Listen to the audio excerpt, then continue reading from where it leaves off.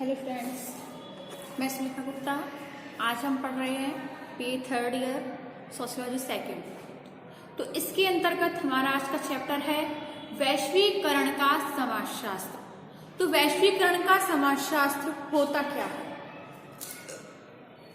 तो फ्रेंड्स, इसमें आपको बता दें कि जो वैश्वीकरण का समाजशास्त्र है ये एक बहुत ही जटिल विषय है। क्यों है? क्योंकि इसमें जो एक दूसरे के विचार होते हैं वो हमेशा भिन्न होते हैं। वैश्वीकरण की कोई एक परिभाषा नहीं हो सकती है।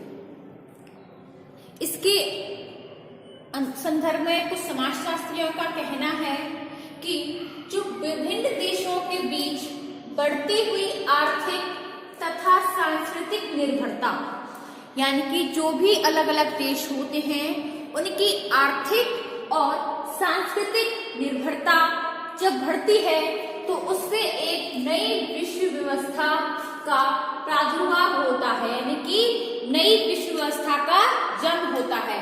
और उसी व्यवस्थित व्यवस्था को ही हम वैश्वीकरण का समाजशास्त्र कहते हैं।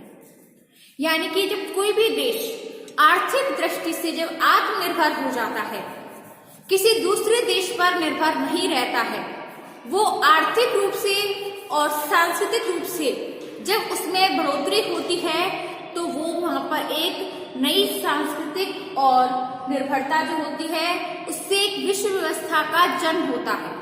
और उसी व्यवस्था को हम वैश्वीकरण का समाजशास्त्र कह सकते हैं। अब आता है वैश्वीकरण की समाजशास्त्र का जो होता है, इसमें किसी भी दशा को हम जब विभिन्न देशों के बीच जब आर्थिक और सांस्कृतिक निर्भरता कहते हैं। यानी कि जब ऐसी दशा आती है जब एक देश जो होते हैं जो आर्थिक रूप से निर्भर हो जाते हैं, सांस्कृतिक निर्भर हो जाते हैं, तो उस दशा को हम आर्थिक और सांस्कृतिक निर्भरता कहते हैं। उसमें एकीकरण के साथ में विभेदीकरण को भी अनेक प्रक्रियाओं का समावेश हो जाता है।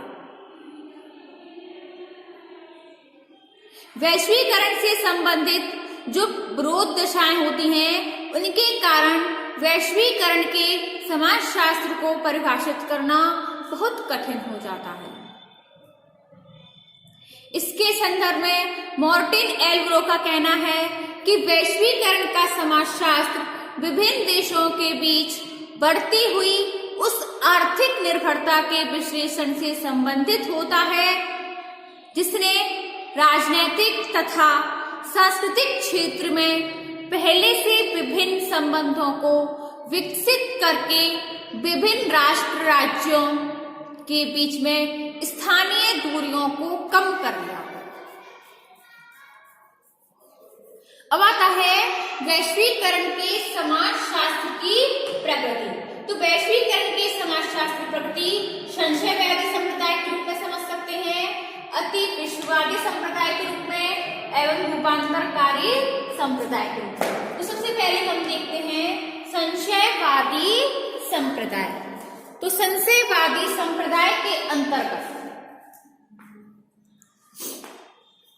संसार के जो विभिन्न देश होते हैं उनके बीच में आर्थिक तथा सांस्कृतिक आदान प्रदान बहुत लंबे समय से होता आया है। इस प्रकार वैश्वीकरण कोई नई प्रक्रिया नहीं है।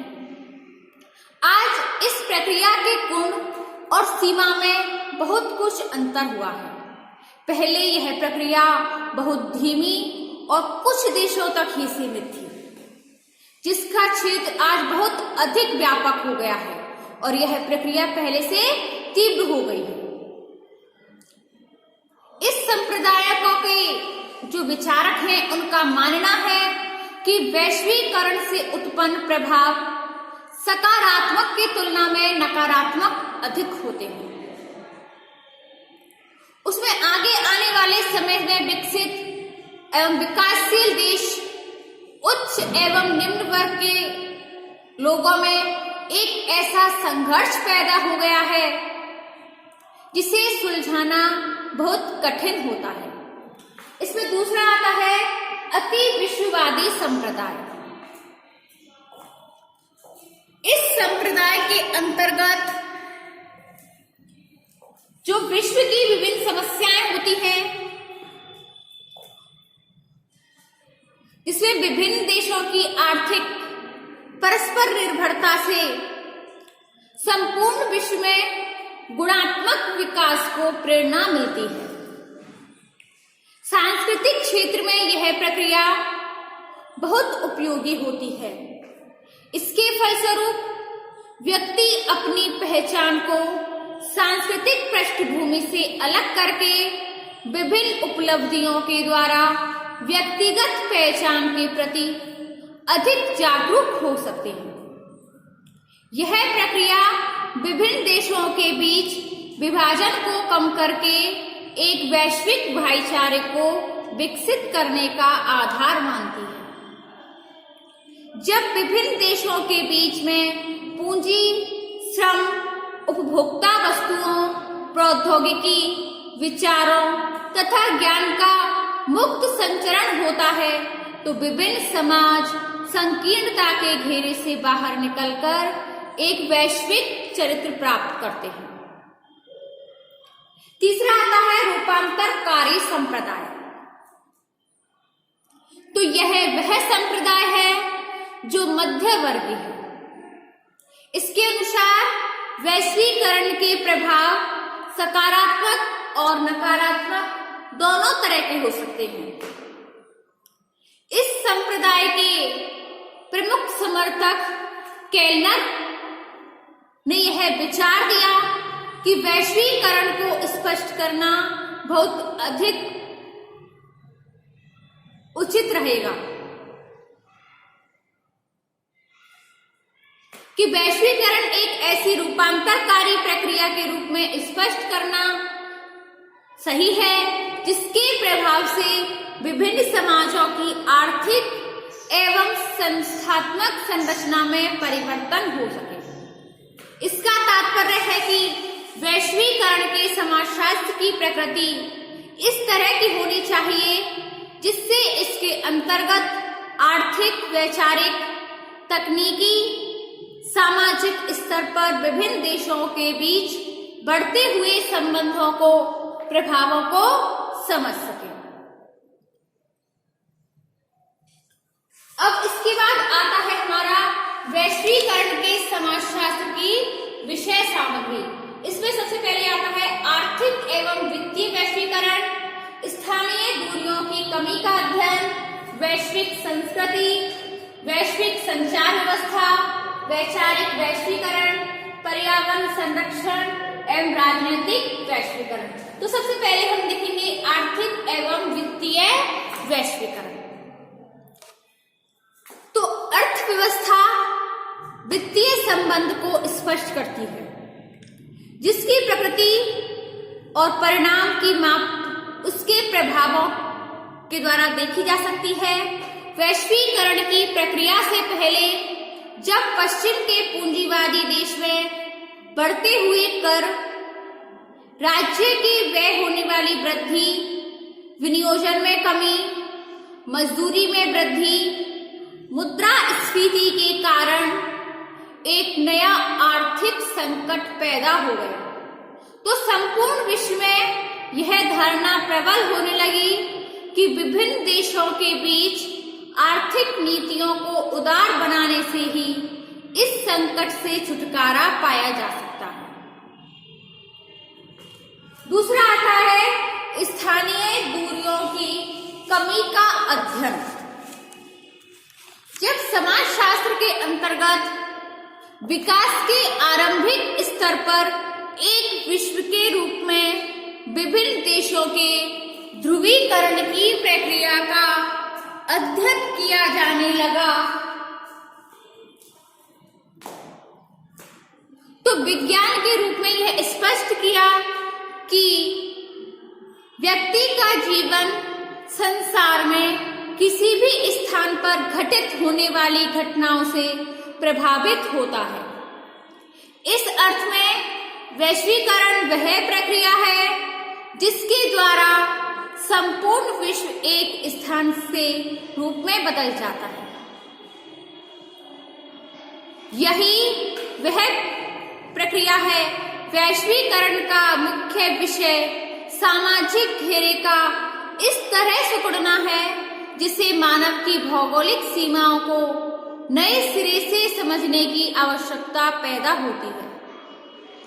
उन्होंने यह भी स्पष्ट किया कि वर्तमान में वैश्वीकरण के फलस्वरूप राष्ट्र राज्यों की जगह उन वैश्विक नगरों का महत्व अधिक हो गया है जो आर्थिक क्रियाओं के केंद्र होने के कारण सामाजिक तथा राजनीतिक जीवन को भी व्यापक रूप से प्रभावित करते हैं। तीसरा आता है वैश्विक संस्कृति।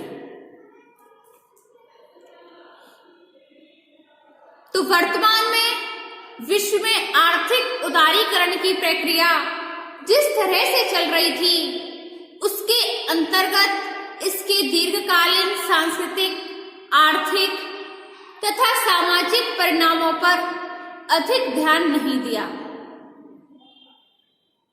आधुनिकीकरण की प्रक्रिया को संबंधित मानते हुए उन दशाओं की विवेचना की तथा साथ ही इस समय के लाभकारी उपयोग एवं मानवीय व्यवहारों में तार्किकता का समावेश तथा मानवाधिकार आदि ऐसे विषय हैं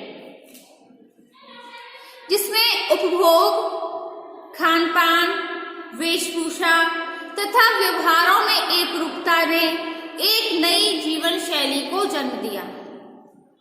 टेलीविजन के विभिन्न कार्यक्रमों ने भी विभिन्न समाजों के बीच में सांस्कृतिक एकीकरण को प्रोत्साहन देने में बहुत योगदान दिया है। वैश्विक संस्कृति से संबंधित एक मुख्य विषय स्थानीय संस्कृतियों की प्रकृति का भौतिक लाभ के लिए रूपांतरण होना अति आवश्यक रहा है। अगला आता है वैश्विक संचार व्यवस्था। तो वर्तमान समय में वैश्विक गांव शब्द से संबंधित किया है तो इसका उद्देश्य है कि आज संचार व्यवस्था की नई तकनीकों से किस तरह से दुनिया के सभी समाज एक दूसरे के समीप आते जा रहे हैं। अप्रत्यक्ष रूप से यह वैश्विक संचार से उत्पन्न होने वाले सांस्कृतिक एकीकरण की प्रकृति को स्पष्ट करते हैं, क्योंकि आजकल दूर संचार के साधन टेलीफोन, मोबाइल, टेलीविजन, टेलीग्राम इत्यादि, इनसे लगता ही नहीं है कि हम कहीं दूर बैठे हुए हैं, बल्कि ऐसा लगता है कि हम पास पास बैठकर आमने सामने बैठकर हम आमने सामने की बातें कर रहे हैं। अगला आता है वैचारिक वैश्वीकरण। तो वैश्वीकरण के समाजशास्त्र के अंतर्गत वैश्वीकरण वैचारिक आधार पर संसार के विभिन्न देशों में उत्पन्न होने वाले परिवर्तन हुए हैं।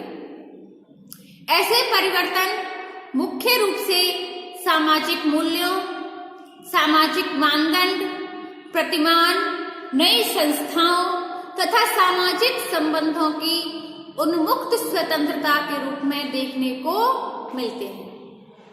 यह भी सच है कि जब भी किसी समाज की आर्थिक तथा राजनीतिक संस्थाओं में परिवर्तन होता है तो सामाजिक मानदंडों और सांस्कृतिक मूल्यों में परिवर्तन होना एक स्वाभाविक प्रक्रिया है। इसके बाद भी विश्वव्यापी वैचारिकता ने जिन सांस्कृतिक मूल्यों और सामाजिक मानदंडों के अंतर्गत स्थापित संस्थाओं को विघटित करने लगते हैं। अगला आता है पर्यावरण संरक्षण। तो वैश्वीकरण के समाजशास्त्र के अध्ययन की विषय सामग्री में आज पर्यावरण संरक्षण का विशेष स्थान है। वैश्वीकरण की प्रक्रिया जहां आर्थिक, सांस्कृतिक तथा राजनीतिक एकीकरण से संबंधित है, वहीं अब सभी विकसित और विकासशील देश यह महसूस करते हैं कि विश्व के विभिन्न देशों द्वारा इसके समाधान के लिए व्यापक प्रयत्न करने के बाद भी यह विषय इस प्रकार जटिल होता जा रहा है कि विभिन्न देश पर्यावरण प्रदूषण के लिए एक दूसरे को जिम्मेदार ठहरा है। अगला आता है राजनीतिक वैश्वीकरण। तो इसके अंतर्गत विभिन्न देशों के बीच विकसित होने वाले नए राजनीतिक समीकरणों का अध्ययन भी वैश्वीकरण के समाजशास्त्र की विषय सामग्री से संबंधित है। यह एक वस्तुनिष्ठ तथ्य है कि आर्थिक और सांस्कृतिक दृष्टिकोण से दुनिया के बहुत से संगठन अपनी सैन्य शक्ति के विस्तार को कुछ विशेष धार्मिक सिद्धांतों तथा धार्मिक एकीकरण से जोड़कर दुनिया के आर्थिक एवं राजनीतिक अस्थिरता से संबंधित हो रहे हैं। तो स्टूडेंट्स, आज की जो हमारी वीडियो थी वो है वैश्वीकरण का समाजशास्त्र। इसकी हमने अर्थ, प्रकृति एवं विषय सामग्री देखी। ये हमारा आज का चैप्टर फिनिश हुआ। इससे आगे हम देखेंगे अपनी नेक्स्ट वीडियो में न्यू चैप्टर। धन्यवाद।